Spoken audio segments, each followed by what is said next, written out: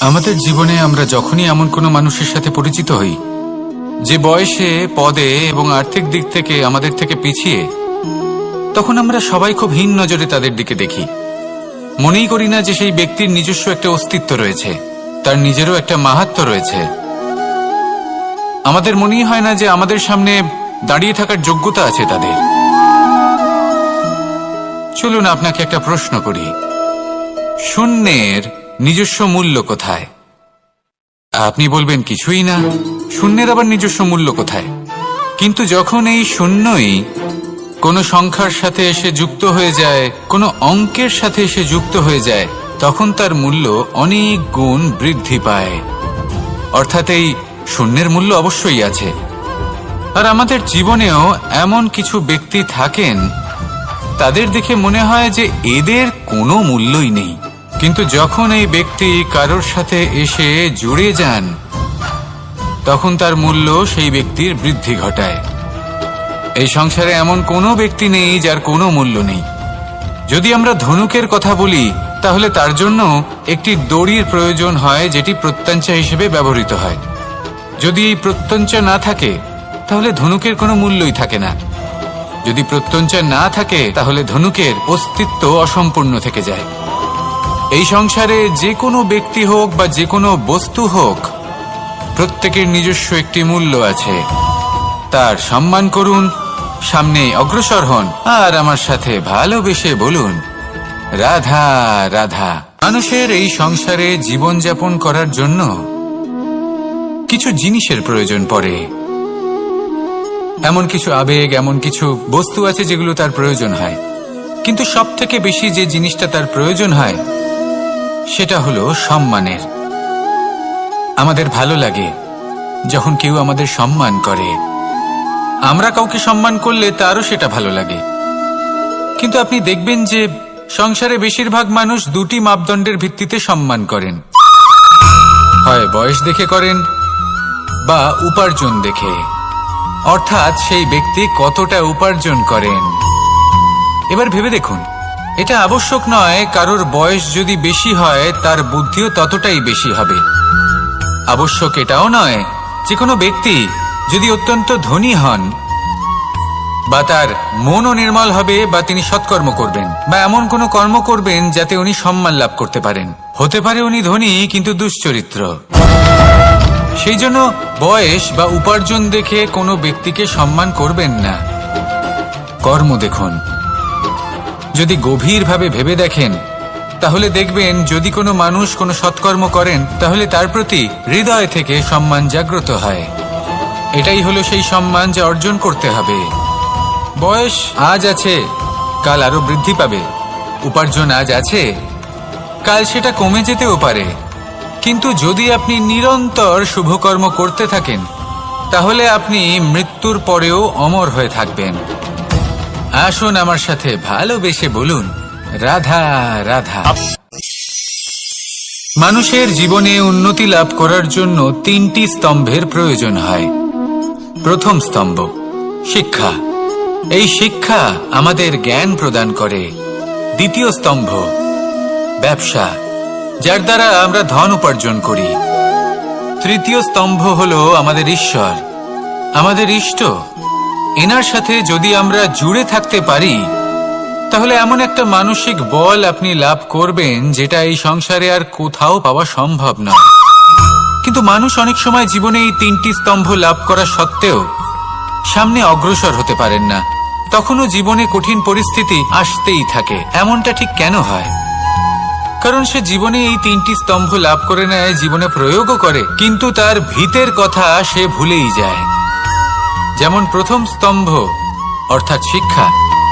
এই শিক্ষার আধার হলো শুভ চেতনা। যদি অন্তরে শুভ চেতনা না থাকে, তাহলে এই শিক্ষার কোনো গুরুত্ব থাকে না। দ্বিতীয় স্তম্ভ ব্যবসা। পরিশ্রম করে উপার্জন করতে হবে, এই কথাটা আমরা সবাই জানি এবং সবাই চেষ্টাও করি। কিন্তু ব্যবসা করতে করতে আমরা এটা ভুলে যাই আমাদের ব্যবহার কেমন হয়ে পড়েছে। এই ব্যবহার যদি শুভ হয়, তাহলে আমাদের উপার্জন আস্তে আস্তে একটা স্থির জায়গায় এসে পৌঁছবে। এবং তৃতীয় স্তম্ভ আমাদের ভগবান, যদি ওনার স্মরণে আপনি যেতে চান তাহলে তার পূর্বে নিজের মা বাবাকে সেবা করুন, তাদের যত্ন করুন, তাদেরকে ভালোবাসুন, কারণ ওনারাই হলেন এই সংসারে আপনার সবথেকে বড় ইষ্ট। তাহলে 3 স্তম্ভের সাথে সাথে তাদের আধারকেও নিজের জীবনে প্রাধান্য দিন। কোনো সমস্যা আসবে না, জীবনে একের পর এক উন্নতি করবেন এবং এই মন প্রসন্ন হয়ে বলবে রাধা রাধা। ভয়ের সাথে আমরা সবাই পরিচিত, কষ্ট আমরা সবাই পেয়েছি। কখনো কখনো আমরা অসুস্থ হয়ে পড়ি, আর এমন সময় হলে মাতার মমতা, কখনো বাবার স্নেহ, কখনো বন্ধুদের পাশে থাকার অনুভূতি আমাদের রোগ নিরাময়ে সাহায্য করে। কখনো যদি আমরা নিরাশ হয়ে পড়ি, তখন যদি আমাদের কোনো আপনজন আমাদের দুটো ভালো কথা বলে, তখন আমাদের মনোবল বেড়ে যায়। ঠিক তেমন সংসারের এই রঙ্গমঞ্চে যদি আপনি পীড়িত অনুভব করেন, কিছু শুভ কথা আলোচনা করুন, কিছু স্তুতি গান করুন, কিছু মুহূর্তের জন্য হলেও নিজের ইষ্টদেবের কথা স্মরণ করুন আর প্রার্থনা করুন।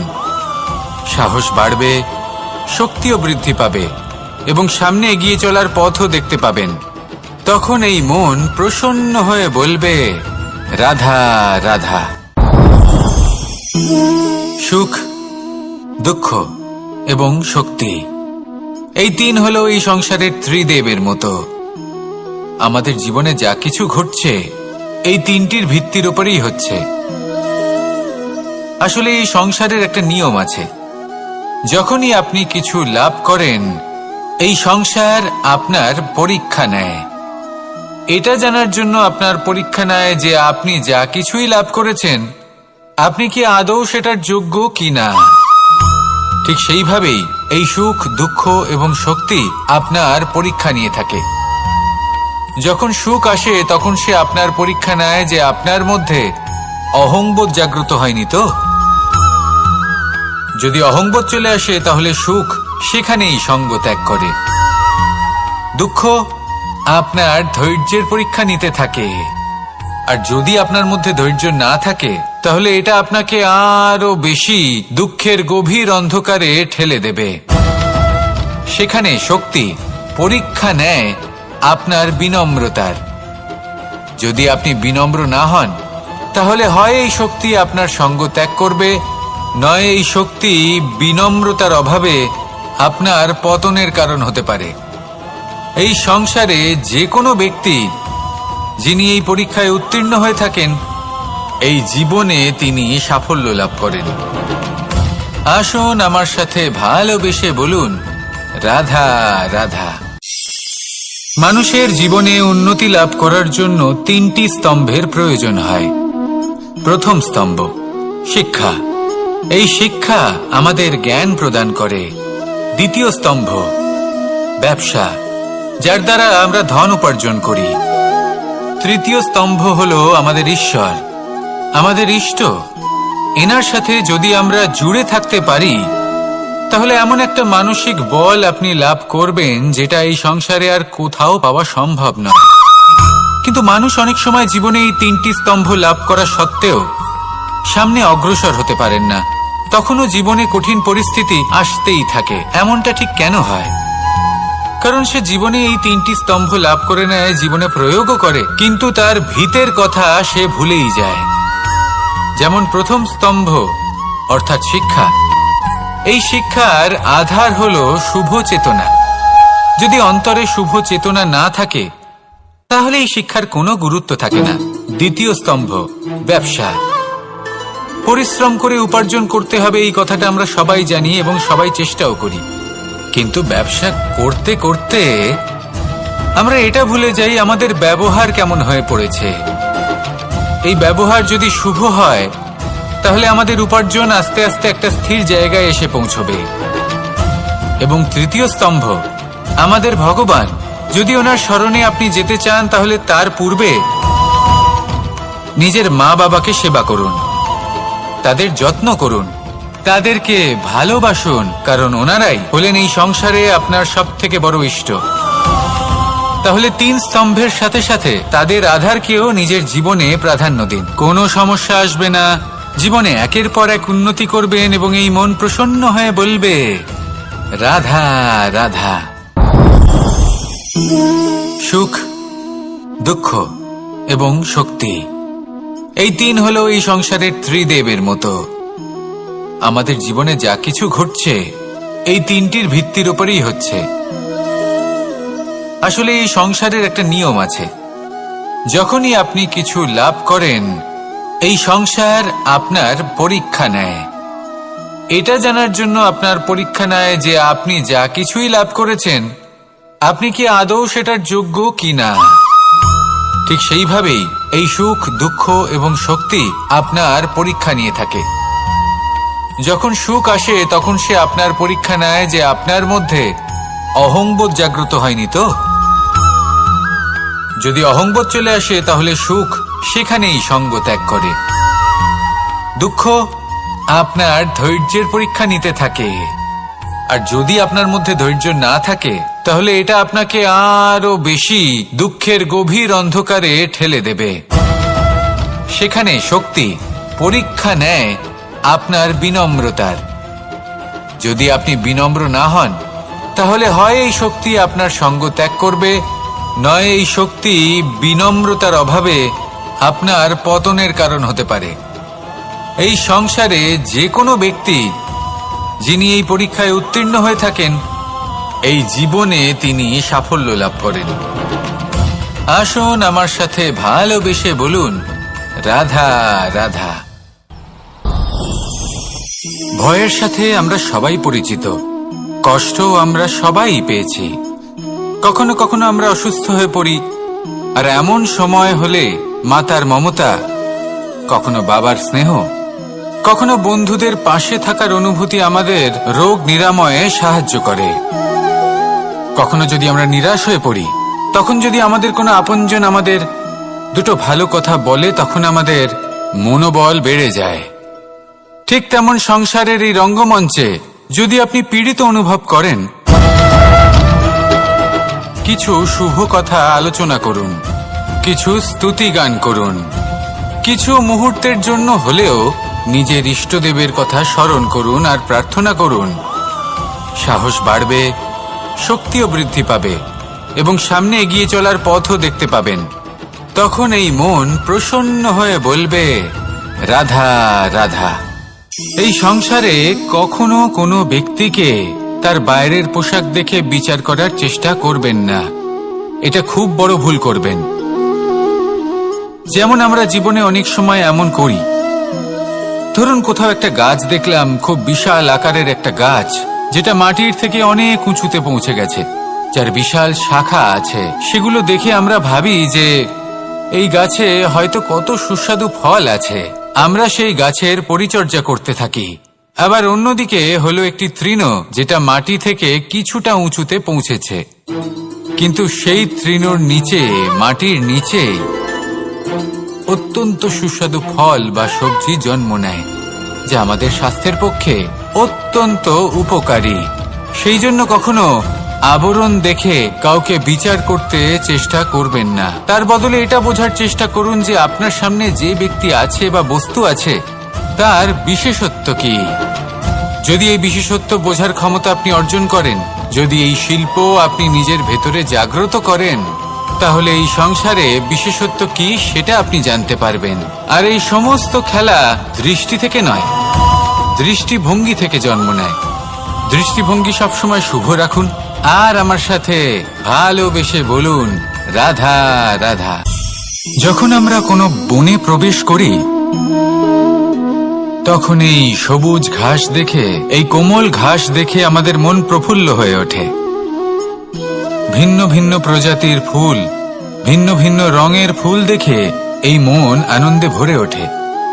এখানে শিশুরা আনন্দ লাভ করে, বড়রা ভোজন গ্রহণ করেন, কথাবার্তা বলেন, হাঁটাহাঁটি করে বেড়ান। এবার ভেবে দেখুন, যখন এই উপবনের নির্মাণ হয়েছিল সেই সময় যদি এই মাটিকে সঠিকভাবে খনন না করা হতো, যদি তাতে সঠিকভাবে বীজ রোপণ না করা হতো, যদি কোনো সংঘর্ষ না হতো, পরিশ্রম না করা হতো, যদি চলতে চলতে পায়ে কাঁটা না বিঁধে যেত, তাহলে এই সুন্দর বন দেখে আমরা কি এই আনন্দ লাভ করতে পারতাম? কখনোই নয়। ধরুন কোনো নদীর তটে সুন্দর একটি বন আছে, সেই বনের আনন্দ লাভ করতে গেলে আপনাকে সেই নদী পার করতেই হবে। যদি সুখের নদীর কাছে পৌঁছতে চান তাহলে তটে যে কাঁটা রয়েছে সেগুলোর সাথে সংঘর্ষ করতেই হবে। এই সংসারে যদি আপনি সুখ লাভ করতে চান তাহলে সুখ লাভের এই যাত্রা শুরু করতে হবে সংঘর্ষ দ্বারা। তাহলে সংঘর্ষকে স্বাগত জানান, এর পেছনেই সুখ রয়েছে যা আপনার জন্য অপেক্ষা করছে। এবার হাসুন আর আমার সাথে ভালোবেসে বলুন, রাধা রাধা। মানুষ সুখী জীবনযাপনের প্রতি এতটাই অভ্যস্ত হয়ে পড়ে যে একটা ছোট্ট সমস্যা এলেই সে সবার থেকে সাহায্য চাইতে শুরু করে দেয়। সে সাহায্য লাভও করে এবং সেই সংকট থেকে সে বেরিয়েও আসে। কিন্তু এই সাহায্য কিছু মুহূর্তের, আর কিছু মুহূর্তের হলো এই দুঃখ।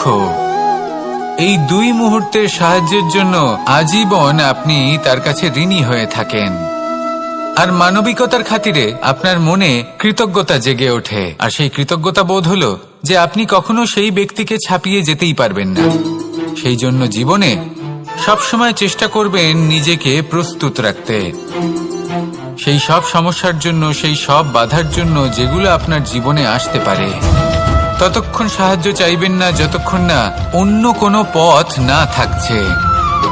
সাহায্য চাওয়া অনুচিত নয়, কিন্তু সাহায্য চাইলে এবং সাহায্য পেলে আপনি আজীবন কৃতজ্ঞ এবং ঋণী হয়ে থাকবেন।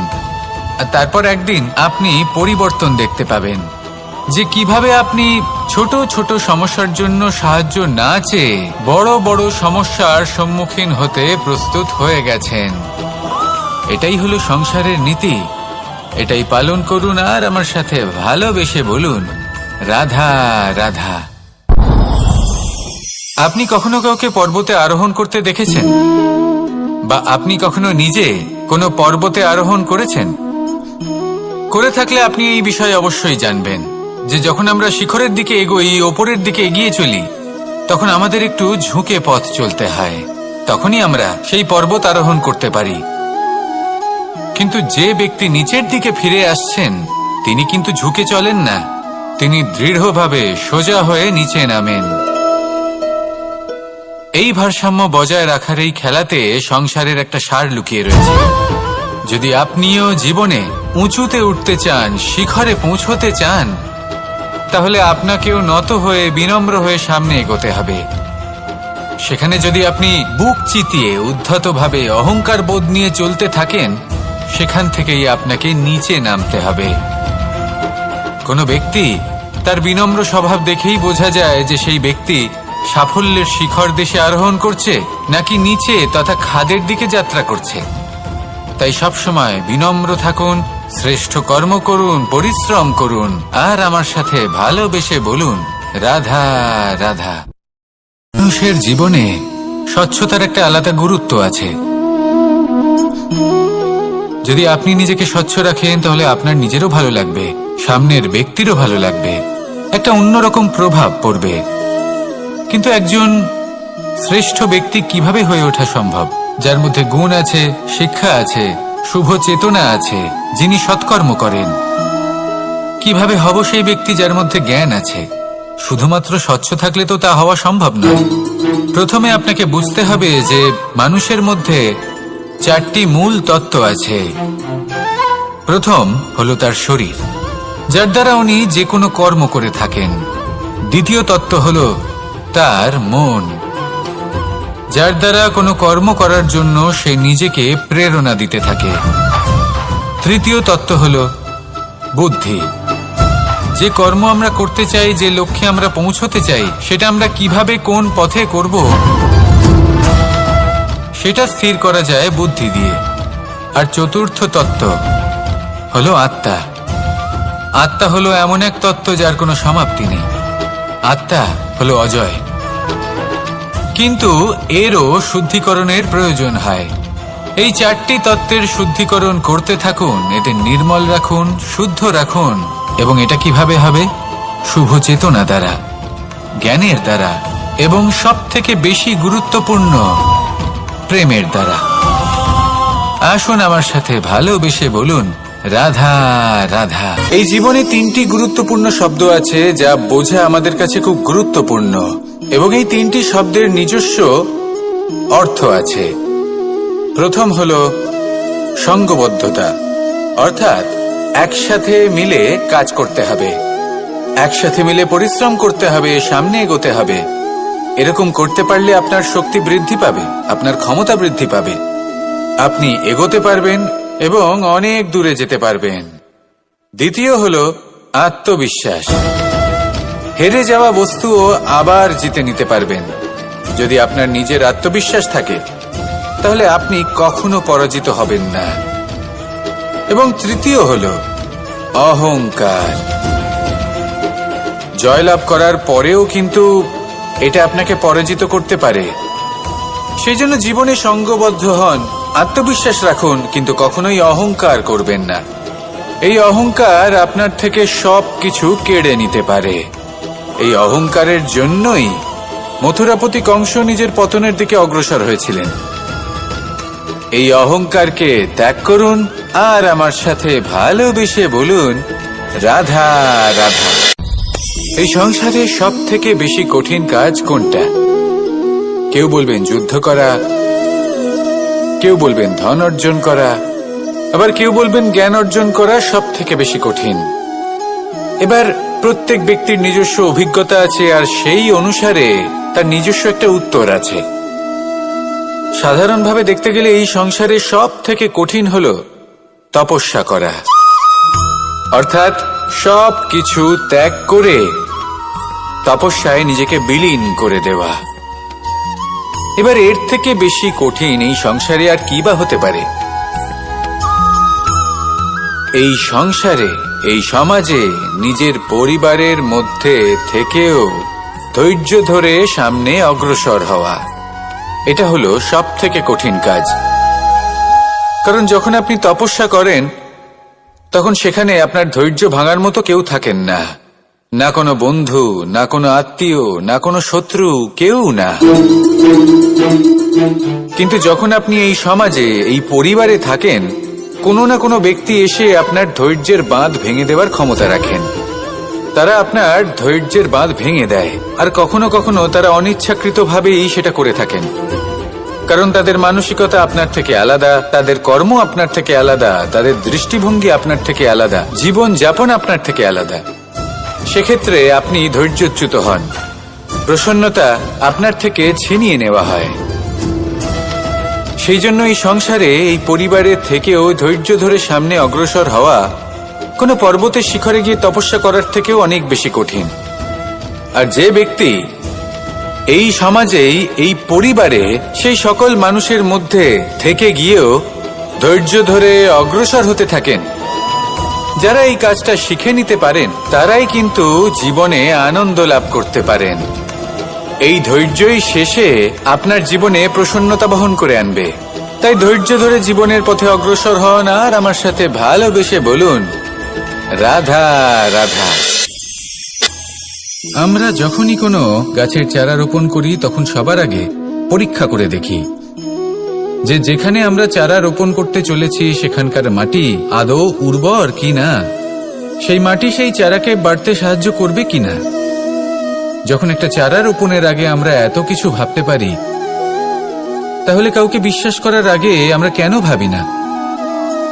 জীবনে কখনো এই বিশ্বাসরূপী চারা কোথাও রোপণ করার আগে বোঝার চেষ্টা করুন যে যার উপর আপনি বিশ্বাস করতে চলেছেন সে কি আদৌ আপনার বিশ্বাসের যোগ্য কি না। ভেবে দেখুন সেই ব্যক্তি ভবিষ্যতে গিয়ে আপনার বিশ্বাস ভাঙতে পারে কিনা। এটাও ভেবে দেখুন যে যাকে আপনি বিশ্বাস করতে চলেছেন তাকে আপনি বিশ্বাস করলে নিজের জীবনের উদ্দেশ্যে আপনি অগ্রসর হতে পারবেন কিনা। আর তার জন্য প্রয়োজন সঠিক সিদ্ধান্ত, পরখ করা, কোনটা উচিত কোনটা অনুচিত সেটা বোঝা। আর তাতে কিন্তু আপনি সন্দেহবাতিক হবেন না, তাতে আপনি আরো নিপুণ হয়ে উঠবেন। তাই যদি আপনি নিপুণ হয়ে উঠতে চান তাহলে বোঝার চেষ্টা করুন, পরখ করে দেখুন, কোনটা উচিত কোনটা অনুচিত বুঝুন, আর বিশ্বাস তখনই করুন যখন আপনি 100% নিশ্চিত হবেন যে সে বিশ্বাসের যোগ্য। আসুন আমার সাথে ভালোবেসে বলুন, রাধা রাধা। রাধা কখনো কখনো আমার জন্য বড়ই সুগন্ধি আতর নিয়ে আসে, পারিজাত ফুলের মালা নিয়ে আসে আমার প্রসাধন করবে বলে, এবং আমার সব থেকে বেশি প্রিয় মাখন নিজে হাতে বানিয়ে আনে আমাকে নিজে হাতে খাইয়ে দেবে বলে, সবকিছু আমাকে প্রসন্ন করবে বলে। কিন্তু আপনি কখনো ভেবেছেন যে এই আতর কিভাবে বানানো হয়? সহস্র ফুলের পাপড়ি একসাথে পিষে নিতে হয়, তারপরে তার থেকে যে রস নিঃসৃত হয় সেই রস দ্বারাই আতর তৈরি হয়। অনেক সংখ্যক ফুলকে অসীম যন্ত্রণা ভোগ করতে হয়, তবে তারা আমার প্রসাধন সামগ্রী হয়ে উঠতে পারে। দুধ থেকে মাখন তৈরি করার জন্য কতটা পরিমাণ মন্থন সহ্য করতে হয় সেটা আপনি জানেন। ঠিক সেই রকমই হলো আমাদের জীবনও। বিপদও আসে, কঠিন পরিস্থিতিও আসে, এর সম্মুখীন হতে শিখুন। মনে রাখবেন, আপনি হলেন সেই দুধ যাকে মন্থন সহ্য করতে হবে মাখন হয়ে ওঠার জন্য। মনে রাখবেন, আপনি হলেন সেই ফুলের মতন যাদের পিষ্ট হতে হবে সুগন্ধি আতর হয়ে ওঠার জন্য, যাকেই সংসার পছন্দ করে। কখনো কখনো জীবনে আপনার সাথে খারাপ শুধুমাত্র এই কারণে ঘটে যাতে আপনার শ্রেষ্ঠ রূপ এই সংসারের সামনে আসতে পারে। শুধুমাত্র কঠিন পরিস্থিতি এবং বিপদকে একটা সুযোগ হিসেবে দেখার চেষ্টা করুন। আপনার জন্য এই সংসার বদলে যাবে, সংসারকে দেখার দৃষ্টিভঙ্গি পাল্টে যাবে, আপনার ভাগ্য পাল্টে যাবে, আর এই মন প্রসন্ন হয়ে বলবে, রাধা রাধা। পাশা নামক এই খেলাটি আপনারা নিশ্চয়ই খেলেছেন, না খেলে থাকলে দেখেছেন, আর যদি দেখেও না থাকেন তাহলে নিশ্চিত রূপে শুনেছেন। মহাভারতের এই মহাযুদ্ধ কোথাও না কোথাও এই পাশা নামক খেলার কারণে হয়েছিল। পাশার এই বিচিত্র খেলা, দান, এইসবের কারণে কেউ নিজের মাথায় রাজ মুকুট পরিধান করেছিলেন, আবার সেখানে পরাজিত হওয়ার জন্য কাউকে বনবাস ভোগ করতে হয়েছিল। কিন্তু এই খেলা সমাপ্ত হওয়ার পরে সমস্ত ঘুঁটি আর এই পাশার ছক একই পুটলিতে স্থান পেল। এটাই হলো আমাদের জীবন। এই সংসারে আমরা জয় পরাজয়ের বিষয়ে এতটাই ভাবি, এত চিন্তা করি যে এই জীবনের খেলার আনন্দটাই উপভোগ করতে পারি না। আর অবশেষে কি হয়? কেউ জয়ী হন, কেউ পরাজিত হন, কিন্তু দুজনেই একই স্থানে পৌঁছে যান। প্রত্যেক ব্যক্তি মৃত্যুর পরে একটি নির্দিষ্ট স্থানেই পৌঁছতে বাধ্য, কিন্তু ততক্ষণ এই জীবন, এই খেলা, তার আনন্দ উপভোগ করুন। এই সংসারে সেই ব্যক্তি শ্রেষ্ঠ স্থানে পৌঁছতে পেরেছেন যিনি এই সংসারকে প্রকাশ প্রদান করেছেন, যিনি কখনো জয় পরাজয় এ বিষয়ে ভাবেননি, শুধু এই জীবনের খেলার আনন্দ উপভোগ করেছেন।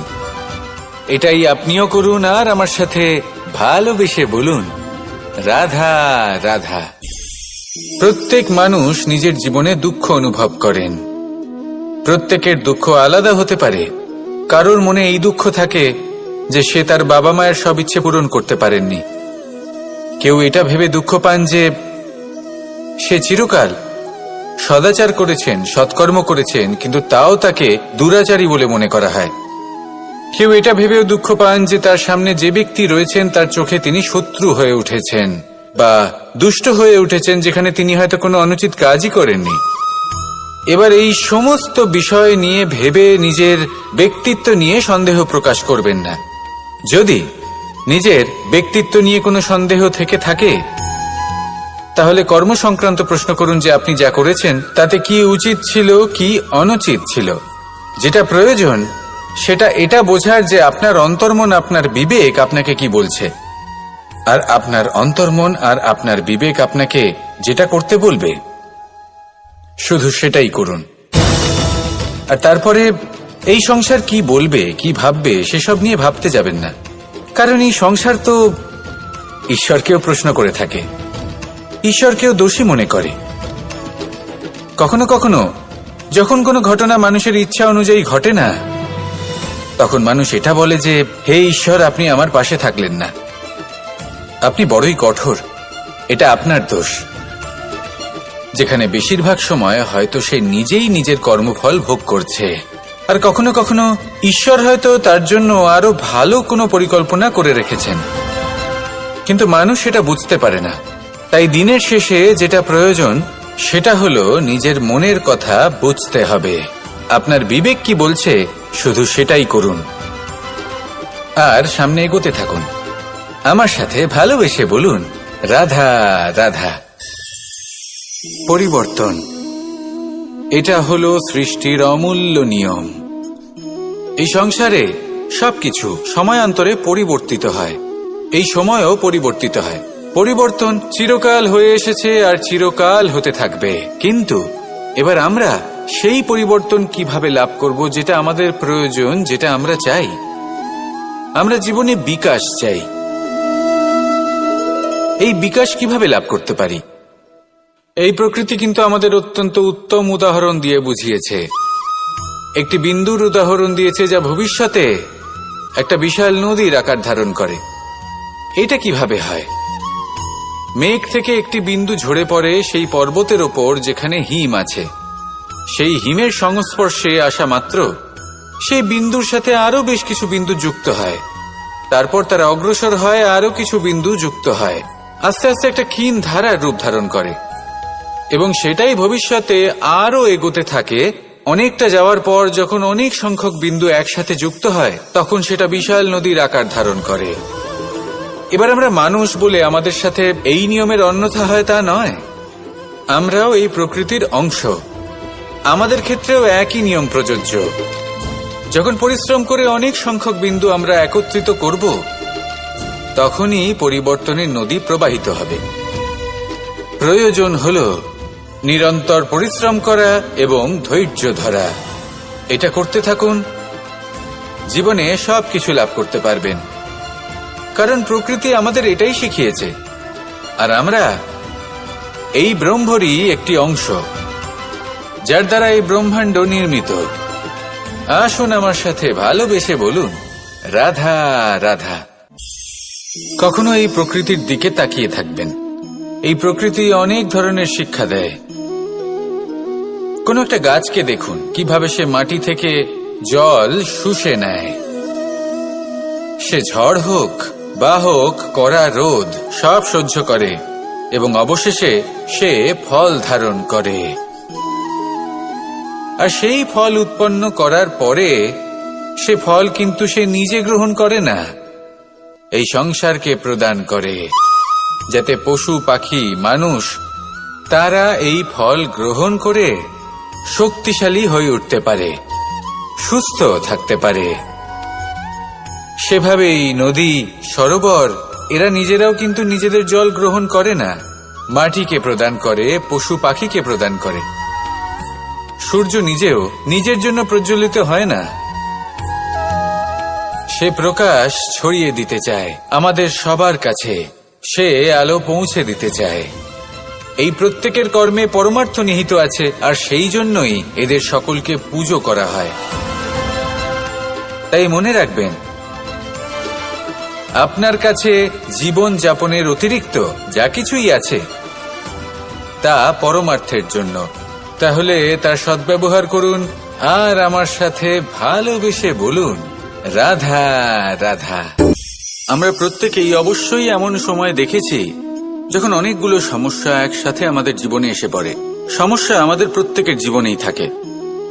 আমরা তার সমাধান খুঁজতে চেষ্টা করি, কখনো সমাধান খুঁজে পাই, আবার কখনো যতই চেষ্টা করি না কেন কোনো সমাধান খুঁজেই পাই না। আর যখন এটা হয় তখন মানুষ অত্যন্ত বিচলিত হয়ে পড়েন। নিজের আত্মীয় স্বজন, নিজের বন্ধু বা সংসার এদের ওপরে এই দোষ চাপিয়ে দেন যে এদের জন্যই এই সমস্যা এসেছে। এবার যদি আমি আপনাকে কোনো পরামর্শ দিই তাহলে এটাই বলবো যে দৃষ্টিভঙ্গি পাল্টে দেখুন। এই দৃষ্টিভঙ্গি দিয়ে দেখুন যে এই সংসারে যে সমস্যায় আসুক না কেন তার জন্য কেউ দোষী নয়, না আপনি না অন্য কেউ। এই পুরো খেলাটাই আপনার মানসিকতা, আপনার দৃষ্টিভঙ্গির, আপনার মনের। কিভাবে বোঝাচ্ছি? যখন আমাদের মন শক্ত থাকে তখন কঠিন থেকে কঠিনতর পরিস্থিতিও আমাদের জীবনে খুব বেশি হলে প্রতিস্পর্ধা হয়ে থেকে যায়। সেখানে যদি আমাদের মন দুর্বল থাকে, তখন অল্প কঠিন পরিস্থিতিও আমাদের কাছে খুব বড় সমস্যা হয়ে যায়, তাই না? একটা শক্ত মন কঠিন পরিস্থিতিকে প্রতিস্পর্ধা হিসেবে দেখে আর তার মধ্যেও একটা সুযোগ খুঁজে নেয়। আমাদের শুধু এটাই করতে হবে। এই সংসারে অন্য কাউকে দোষী মনে করলে আপনার সমস্যা দূর হয়ে যাবে না। সেই জন্য এই সংসারকে দোষ দেওয়ার বদলে এই সমস্যার মূলে চলে যান, সেটাকে বুঝুন, নিজের এই মনকে শক্ত করে তুলুন। যদি আপনার মন শক্তিশালী হয়, তাহলে এই সংসারে অনেক বড় বড় কঠিন থেকে কঠিনতর পরিস্থিতিও যদি আসে, আপনার জীবনে যতই বড় বড় সমস্যা আসুক না কেন, আপনার লক্ষ্য লাভে বাধা দিতে পারবে না। আসুন আমার সাথে ভালোবেসে বলুন, রাধা রাধা। আমরা সবাই পাথর দেখেছি, পর্বতও দেখেছি, শুকনো পাতাও দেখেছি, শ্যামল বনানীও দেখেছি।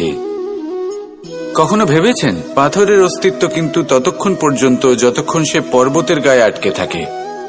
যখন সেই পর্বত থেকে সেই পাথর ভিন্ন হয়ে যায় ও নিজের অস্তিত্ব হারিয়ে ফেলে, আস্তে আস্তে কখনো পাথর কেটে বা কখনো পিষ্ট হয়ে সেই পাথর আস্তে আস্তে মাটিতে পরিণত হয় এবং পূর্ণরূপে নিজের অস্তিত্ব হারিয়ে ফেলে। এটাই পাতার সাথেও হয়। এই পাতা যতক্ষণ গাছের ডালের সাথে যুক্ত, ততক্ষণ তার অস্তিত্ব থাকে। যখনই ডাল থেকে বিচ্ছিন্ন হয়, সেও নিজের অস্তিত্ব হারিয়ে ফেলে। আর এটাই আমাদের সাথেও হয়। যতক্ষণ আমরা নিজেদের আপনজনের সাথে যুক্ত থাকি, আমাদের অস্তিত্ব বজায় থাকে।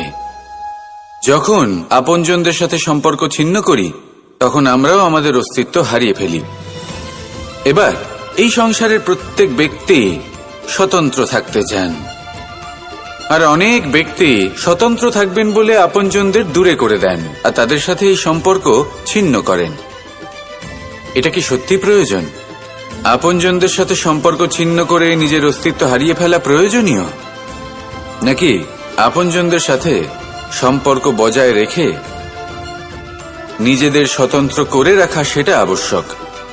নির্বাচন আপনারই। আসুন আমার সাথে ভালোবেসে বলুন, রাধা রাধা। আপনি কি কখনো নৌকা যাত্রা করেছেন? করে না থাকলেও নিশ্চয়ই দেখেছেন যে এই জল যা নিজের অন্তরে সব কিছু সমাহিত করে নিতে পারে, এই নৌকা সেই জলের ওপরেই ভেসে থাকে। নদীর স্রোত কাটিয়ে সে সামনে অগ্রসর হয়। কিন্তু যদি এই নৌকায় কোনো ছিদ্র হয়, তাহলে কিন্তু সেই নৌকা ডুবে যাবে। আর এতে কোনো তফাৎ হবে না যে সেই ছিদ্র ছোট নাকি বড়, নৌকা ডুবে যাবে। এই ছিদ্র হলো আমাদের জীবনে আমাদের অপগুণ, আমাদের দোষ, আমাদের বিকার। কখনো এটা ভাববেন না যে এই দোষ খুবই ছোট, এতে কিছুই যাবে আসবে না। না, সেই ছোট দোষ, সেই ছোট বিকার যদি সেটাকে শুধরে না নেন, তাহলে সেটা আপনাকে আপনার পতনের দিকে নিয়ে যাবে।